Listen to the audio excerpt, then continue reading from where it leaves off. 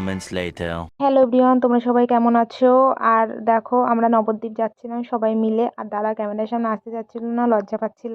অনেক দিন ধরে যাব, আর যাওয়াই হচ্ছে না, তো আজকে ফাইনালি যাচ্ছি।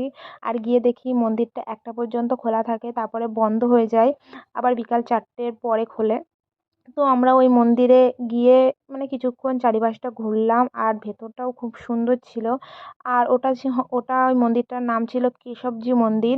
তো আমরা ওখান থেকেও আর এক জায়গায় যাবো, এর জন্য আমরা ওখানে আর বেশিক্ষণ থাকিনি। আর নবদ্বীপে অনেক মন্দিরই আছে।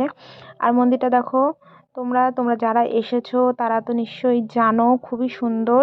তার সাইডেই নবদ্বীপেই মানে জলের মন্দির আছে, তো ওটা আমরা কোনোদিনও দেখিনি, তার জন্য ওখানেই যাচ্ছি। আর এই দেখো, এসেই দেখি এরকম দুটো দোকান আছে, আর এই মন্দিরটা পুরো জলের মাঝখানে।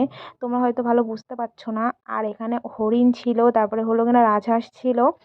আর এই হরিণগুলোকে অনেকেই খাওয়াচ্ছিল, কিন্তু আমার ভয় করছিল বলে খাওয়াইনি। আর রাজহাঁসগুলো অনেক বড়। তো আমার ভিডিওটা আমি এইখানেই শেষ করছি। তোমরা সবাই ভালো থেকো, সুস্থ থেকো। আর আমার ভিডিওটা ভালো লাগলে অবশ্যই লাইক, কমেন্ট, শেয়ার করে দিও।